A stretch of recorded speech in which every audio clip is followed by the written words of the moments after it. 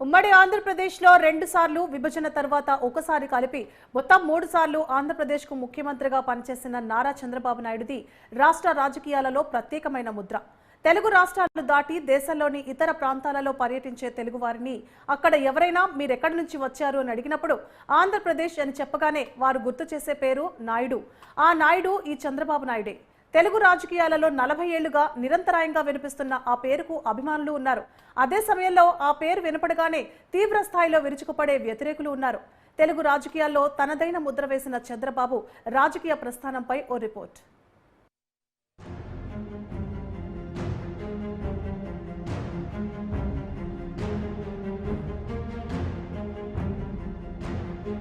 చంద్రబాబు తొలిసారి ఎమ్మెల్యేగా గెలిచి ఇప్పటికీ 46 ఏళ్లు. తిరుపతి శ్రీ వెంకటేశ్వర యూనివర్సిటీలో చదువుతున్నప్పుడే ఆయన రాజకీయాల వైపు పూర్తిగా ఆకర్షితులయ్యారు. అప్పటి ఎమ్మెల్సీ గల్లా రాజగోపాల్ నాయుడి అండదండలు సంపాదించిన చంద్రబాబు ఆయన తర్వాత ఎన్జీ రంగా దృష్టిలో పడ్డారు. అప్పటికి ఆంధ్ర కాంగ్రెస్ లో నీలం సంజీవరెడ్డి, ఎన్జీ రంగాలు ప్రధాన వర్గాలుగా ఉండేవారు. రంగా అనుచరుడిగా ప్రధాన స్రవంతి రాజకీయాల్లోకి వచ్చిన చంద్రబాబు 1978లో తొలిసారి శాసనసభకు పోటీ చేశారు. ఎమర్జెన్సీ తర్వాత జరిగిన ఆ ఎన్నికలో చంద్రబాబు ఇందిరా కాంగ్రెస్ నుంచి చంద్రగిరి నియోజకవర్గంలో పోటీ చేశారు. జనతా పార్టీ నుంచి కొంగర పట్టాభిరామ చౌదరి, కాంగ్రెస్ పార్టీ నుంచి బాలసుబ్రహ్మణ్యం చౌదరి, మరో 4 ఇండిపెండెంట్లు ఆ ఎన్నికలలో పోటీ చేశారు. గాంధేయవాదిగా పేరున్న పట్టాభిరామ చౌదరి నుంచి గట్టి పోటీ ఎదుర్కొన్నప్పటికీ చంద్రబాబు 2494 ఓట్ల ఆధిక్యంతో విజయం సాధించారు.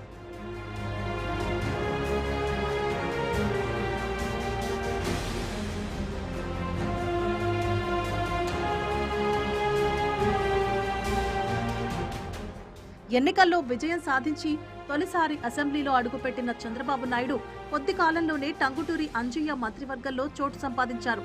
అంజయ్య చంద్రబాబుకు తన మంత్రివర్గంలో చోటు ఇచ్చిన తరువాత ఆయనకు సాంకేతిక విద్య, పశుసంవర్ధక, పాడి పరిశ్రమ, చిన్న తరహా నీటిపారుదల శాఖలతో పాటు సినిమాటోగ్రఫీ శాఖ కూడా అప్పగించారు. సినిమాటోగ్రఫీ మంత్రిగా ఆయనకు సినిమా రంగంలోని వారితో మంచి పరిచయాలు ఏర్పడ్డాయి. ఎన్టీఆర్తోనూ సాన్నిహిత్యం ఏర్పడింది. అనంతరం ఎన్టీఆర్ తన కుమార్తె భువనేశ్వరితో చంద్రబాబుకు వివాహం చేశారు.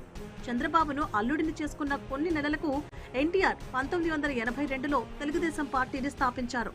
అయితే పార్టీ ఏర్పడిన వెంటనే చంద్రబాబు అందులో చేరలేదు, కాంగ్రెస్ లోనే కొనసాగారు. 1983 ఎన్నికల్లో తెలుగుదేశం పార్టీ తొలిసారి పోటీ చేసినప్పుడు చంద్రబాబు చంద్రగిరి నియోజకవర్గంలో కాంగ్రెస్ అభ్యర్థిగానే బరిలో దిగారు. ఆ ఎన్నికల్లో చంద్రబాబు టీడీపీ అభ్యర్థి మేడసాని వెంకట రామానాయుడు చేతిలో ఓటమి పాలయ్యారు. ఆ ఓటమి తరువాత చంద్రబాబు నాయుడు తన మామ ఎన్టీఆర్ పార్టీ తెలుగుదేశంలో చేరారు.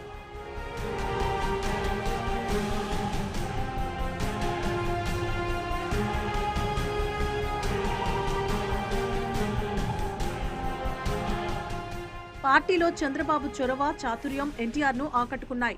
ముఖ్యంగా నాదెండ్ల భాస్కర్రావు తిరుగుబాటు సమయంలో చంద్రబాబు అనుసరించిన రాజకీయ వ్యూహాలు ఎన్టీఆర్ను మెప్పించాయి. ఎన్టీఆర్ భారీ మెజారిటీతో అధికారం చేపట్టిన తరువాత 1984లో అనూహ్యంగా అధికారం కోల్పోయారు. 1984లో ఎన్టీఆర్ వైద్యం కోసం అమెరికా వెళ్లినప్పుడు నాదెండ్ల భాస్కర్రావు కొందరు ఎమ్మెల్యేల మద్దతు కూడగట్టుకుని ముఖ్యమంత్రి అయ్యారు. 1984 ఆగస్టులో నాదెండ్ల భాస్కర్రావు తనకు మద్దతిచ్చిన ఎమ్మెల్యేలతో గవర్నర్ రామ్లాల్ను కలిసి ముఖ్యమంత్రి పీఠమెక్కారు. అసెంబ్లీలో మద్దతు నిరూపించుకోవడానికి నెల రోజుల సమయం ఇవ్వగా ఆలోగా చంద్రబాబు తెలుగుదేశం ఎమ్మెల్యేలను వెంట పెట్టుకుని అప్పటి రాష్ట్రపతిని కలిసి ఎన్టీఆర్కే తమ మద్దతుని ప్రకటించారు. ఇక ఎన్టీఆర్ వైపే ఎక్కువ మంది ఎమ్మెల్యేల మద్దతును చంద్రబాబు కూడగట్టడంతో నాదెండ్ల బల నిరూపణకు ముందే రాజీనామా చేయాల్సి వచ్చింది. ఆ ఘటన తర్వాత చంద్రబాబుకు ఎన్టీఆర్ మరింత ప్రాధాన్యమిస్తూ వచ్చారు. నాదెండ్ల తిరుగుబాటు తర్వాత 1985లో వచ్చిన మధ్యంతర ఎన్నికల్లో చంద్రబాబు పోటీ చేయకుండానే పార్టీ కోసం పనిచేశారు.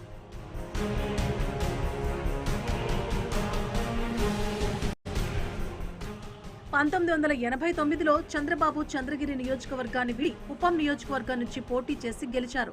కానీ ఆ ఎన్నికల్లో తెలుగుదేశం పార్టీకి తగినంత మెజారిటీ రాకపోవడంతో ప్రభుత్వాన్ని ఏర్పాటు చేయలేకపోయింది. కాంగ్రెస్ ప్రభుత్వం ఏర్పడగా తాను ప్రతిపక్ష నేత హోదాలో అసెంబ్లీకి వెళ్లను అంటూ చంద్రబాబుకే సభలో ప్రతిపక్ష నాయకుడి బాధ్యతలు అప్పగించారు ఎన్టీఆర్. అది పార్టీలో ఆయన పట్టును పెంచింది. ప్రతిపక్షంగా 5 ఏళ్లు ఉన్న తెలుగుదేశం పార్టీ 1994 ఎన్నికల్లో మెజార్టీ సీట్లు గెలుచుకొని ప్రభుత్వాన్ని ఏర్పాటు చేసింది. కానీ ఎన్టీఆర్ రెండో భార్య లక్ష్మీపార్వతి జోక్యం పెరుగుతోందన్న ఆరోపణలతో చంద్రబాబు, ఎన్టీఆర్ కుమారులు కొందరు తిరుగుబాటు చేశారు. 160 మంది ఎమ్మెల్యేల మద్దతుతో చంద్రబాబు ఎన్టీఆర్ పై అవిశ్వాసం ప్రకటించి తాను బలం నిరూపించుకొని ముఖ్యమంత్రి పీఠమెక్కారు. అప్పటి పరిణామాలను చంద్రబాబు అనుకూలురు ఒకలా, ఆయన వ్యతిరేకులు మరోలా చెప్తూ ఉంటారు. చంద్రబాబు చర్యను ఆయన అనుకూలురంతా పార్టీని రక్షించుకోవడంగా చెప్తారు. ఆయన విమర్శకులు మాత్రం చంద్రబాబు తన మామకు వెన్నుపోటు పొడిచారని అంటారు.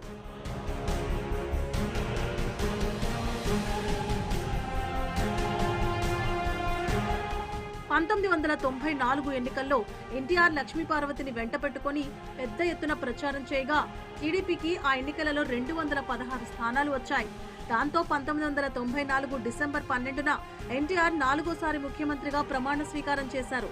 ఆ తర్వాత పార్టీలో, ప్రభుత్వంలో లక్ష్మీపార్వతి ప్రభావం పెరగడం మొదలైంది. చివరికి ఆగస్టు 3వ వారంలో చంద్రబాబు తన మద్దతుదారులైన ఎమ్మెల్యేలతో వైస్రాయ్ హోటల్లో సమావేశం కావడం, 30 మంది తప్ప మిగతా ఎమ్మెల్యేలంతా చంద్రబాబు పక్షం వహించడంతో ఆయన ముఖ్యమంత్రి అయ్యారు. అయితే మెజారిటీ ఎమ్మెల్యేలు తన పక్షం వహించిన తరువాత కూడా చంద్రబాబు చివరి ప్రయత్నంగా ఎన్టీఆర్ ను ఒప్పించాలనే ప్రయత్నం చేశారు. అశోక్ గజపతిరాజు, దేవేంద్ర గౌడ్, ఎస్వి సుబ్బారెడ్డిలను ఎన్టీఆర్ వద్దకు పంపించి లక్ష్మీపార్వతిని రాజకీయాలకు దూరంగా ఉంచాలి, ఆమె మద్దతుదారులను మంత్రి పదవుల నుంచి తప్పించాలి, పార్టీ కార్యవర్గాన్ని పునర్వ్యవస్థీకరించాలి అనే 3 డిమాండ్లు ఉంచారు. కానీ ఎన్టీఆర్ ఆ డిమాండ్లను తోసిపుచ్చారు.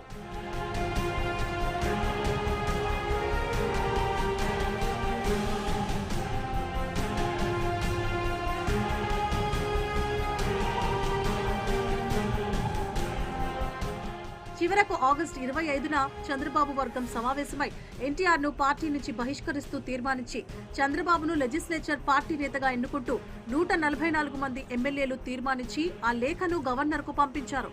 దాంతో అప్పటి గవర్నర్ కృష్ణకాంత్ ఆగస్టు 30లోగా ఎన్టీఆర్ కు బలం నిరూపించుకునే అవకాశాన్నిచ్చారు. ఆలోగా ఆగస్టు 27న అప్పటి స్పీకర్ యనమల రామకృష్ణుడు చంద్రబాబు గ్రూపును అసలైన తెలుగుదేశం పార్టీగా గుర్తిస్తూ నిర్ణయం ప్రకటించారు.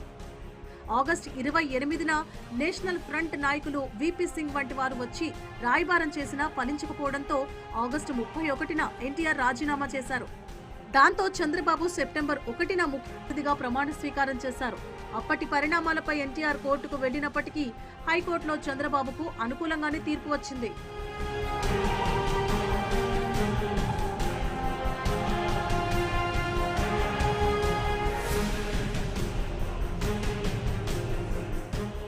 చంద్రబాబు ముఖ్యమంత్రిగా తన మార్కు చూపించే ప్రయత్నం చేశారు.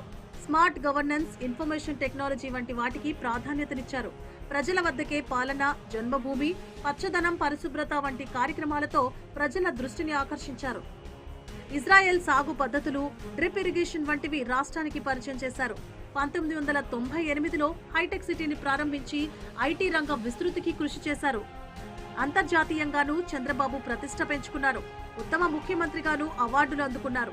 అయితే అదే సమయంలో రాష్ట్రం జీఎస్డీపీ, విద్య, ఆరోగ్యం, సగటు జీవితకాలం వంటి విషయాలలో మిగతా దక్షిణాది రాష్ట్రాల కంటే వెనుకబడిందన్న విమర్శలు చంద్రబాబు ఎదుర్కోక తప్పలేదు.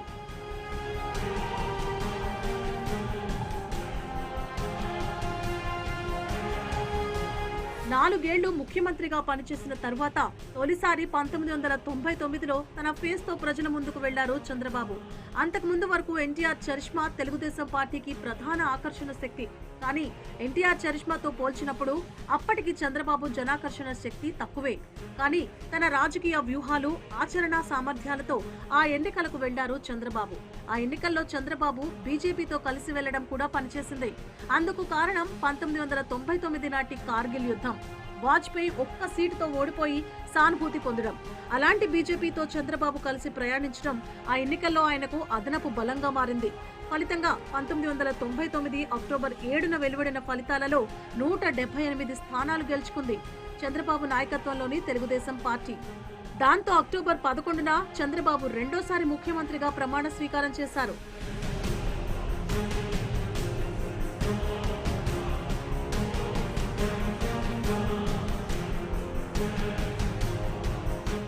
చంద్రబాబు తన రెండో విడత పాలనలో వివిధ పథకాలను అమలు చేశారు. అదే సమయంలో విద్యుత్ ఛార్జీలు పెంచడం, రాష్ట్రంలో వర్షాభావ పరిస్థితుల ఫలితంగా కరువు వంటివి ఆయన పాలనపై క్రమేణా వ్యతిరేకత పెరగడానికి కారణమయ్యాయి. 2000 సంవత్సరం ఆగస్టులో పెరిగిన విద్యుత్ ఛార్జీలకు వ్యతిరేకంగా హైదరాబాద్లోని బషీర్బాగ్ వద్ద వామపక్షాలు, రైతులు చేపట్టిన నిరసన ప్రదర్శనపై పోలీసులు కాల్పులు జరపడం, ఆ కాల్పుల్లో 3 మరణించడం చంద్రబాబు ప్రభుత్వానికి మచ్చ తెచ్చింది. టెలికాన్ఫరెన్సులు, ప్రజల వద్దకే పాలన, ఆకస్మిక తనిఖీలు వంటి వాటితో ఉద్యోగులపై ఒత్తిడి పెరగడంతో వారి నుంచి వ్యతిరేకత ఎక్కువైంది. చంద్రబాబు పాలనలో పంచాయతీ వ్యవస్థను నీరుగార్చారన్న విమర్శలు ఉన్నాయి. నీటి సంఘాలు, జన్మభూమి, విద్యా సంఘాలు, నోడల్ ఆఫీసర్లకు అధికారాలు కట్టబెట్టి పంచాయతీరాజ్ వ్యవస్థను చంద్రబాబు బలహీనం చేశారని విమర్శలు ఎదుర్కొన్నారు.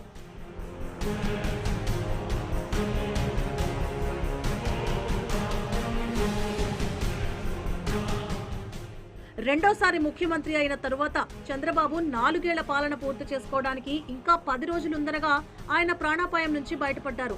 తిరుమలలో బ్రహ్మోత్సవాలకు వెళుతున్న ఆయనపై 2003 అక్టోబర్ 1న నక్సలైట్లు దాడి చేశారు. 7 కొండలకు ప్రవేశ మార్గమైన అలిపిరి వద్ద నక్సలైట్లు చంద్రబాబు లక్ష్యంగా క్లెమోర్ మైన్లు పేల్చారు. చంద్రబాబు ప్రయాణిస్తున్న కారు తీవ్రంగా దెబ్బతింది. ఆయన గాయాలతో బయటపడ్డారు. ఆయన వెంట ఉన్న అప్పటి సమాచార శాఖ మంత్రి బొజ్జల గోపాలకృష్ణారెడ్డి, మరో 2 ఎమ్మెల్యేలు కూడా ఈ దాడిలో గాయపడ్డారు. అలిపిరి దాడిలో తీవ్రంగా గాయపడిన చంద్రబాబు అక్కడి నెల రోజుల తర్వాత 2003 నవంబర్ 14న శాసనసభను రద్దు చేశారు. ఎన్నికలు నిర్వహించాలంటూ ఎలక్షన్ కమిషన్ను కోరారు.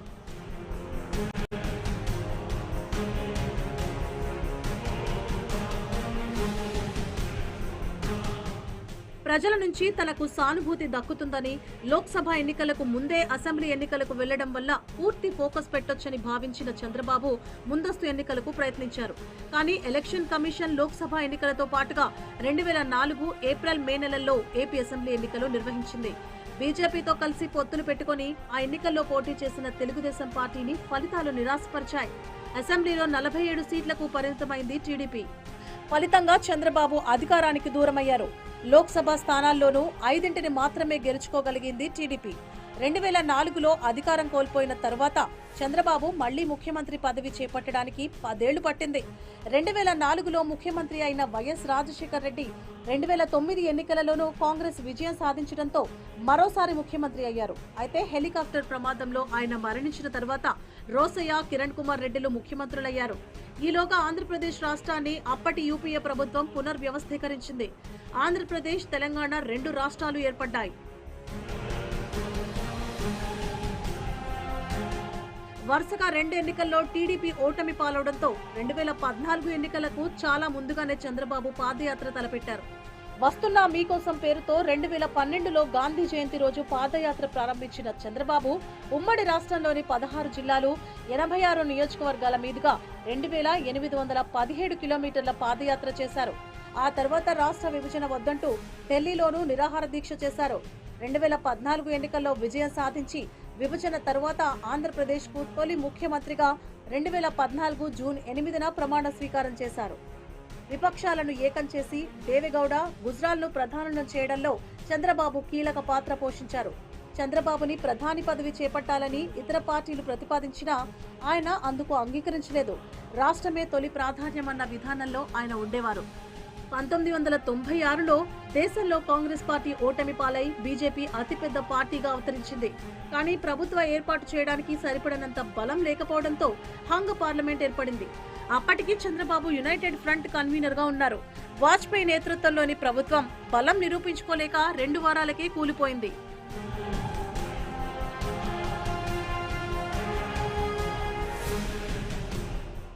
దాంతో యునైటెడ్ ఫ్రంట్ కు కాంగ్రెస్ పార్టీ బయట నుంచి మద్దతు ఇవ్వడానికి ముందుకొచ్చింది. యునైటెడ్ ఫ్రంట్ నుంచి ప్రధాని అభ్యర్థిని నిర్ణయించడంలో ఫ్రంట్ కన్వీనర్ గా చంద్రబాబు కీలక పాత్ర పోషించారు. అయితే 1995 ఎన్నికల తర్వాత దేశంలో రాజకీయ పరిస్థితులు మళ్లీ మారాయి. బీజేపీ ప్రభుత్వం ఏర్పాటు చేస్తే తాము బయట నుంచి మద్దతిస్తామని, అందుకు ప్రతిఫలంగా తమ పార్టీకి చెందిన దళిత నేత జీఎంసీ బాలయోగిని స్పీకర్ చేయాలని చంద్రబాబు బీజేపీ ముందు ప్రతిపాదన పెట్టారు. అందుకు బీజేపీ సరేననడంతో బాలయోగి స్పీకర్ అయ్యారు. రాష్ట్ర విభజన తర్వాత 2014లో అధికారంలోకి వచ్చిన చంద్రబాబు 2019 ఎన్నికల్లో పార్టీని విజయం వైపు నడిపించలేకపోయారు. అంతేకాదు 175 అసెంబ్లీ సీట్లున్న కొత్త ఆంధ్రప్రదేశ్లో 23 స్థానాలను మాత్రమే చంద్రబాబు నేతృత్వంలోని టీడీపీ గెలవగలిగింది. అయితే నిత్యం ప్రజల్లో ఉండడంతో చంద్రబాబు మళ్లీ వారి మద్దతు సాధించగలిగారు. చంద్రబాబు సుదీర్ఘ రాజకీయ జీవితంలో 2 కేసులు ఆయనపై తీవ్ర విమర్శలకు తావిచ్చాయి. అందులో ఒకటి ఓటుకు నోటు కేసు కాగా, రెండోది skill development case. Skill development కేసులో చంద్రబాబు అరెస్ట్ అయ్యారు. Andhra Pradesh state skill development corporation లో అవకతవకలకు పాల్పడ్డారంటూ చంద్రబాబును 2023 సెప్టెంబర్ 9న అరెస్టు చేశారు. 52 రోజుల పాటు రాజమండ్రి కేంద్ర కారాగారంలో ఉంటూ విచారణ ఎదుర్కొన్న ఆయన అక్టోబర్ 31న బెయిల్పై విడుదలయ్యారు. చంద్రబాబు హయాంలో స్కిల్ డెవలప్మెంట్ పేరుతో 371 కోట్ల మేర అక్రమాలు జరిగాయని అప్పటి ఏపీ ప్రభుత్వం ఆరోపించింది. మళ్లీ ముఖ్యమంత్రి అయిన చంద్రబాబు నేను నిద్రపోను, మిమ్మల్ని నిద్రపోనివ్వను అంటూ అధికారులతో పనిచేయించి మళ్లీ రాష్ట్రాన్ని ముందుకు పరిగెత్తిస్తారని టీడీపీ నాయకులు అంటున్నారు.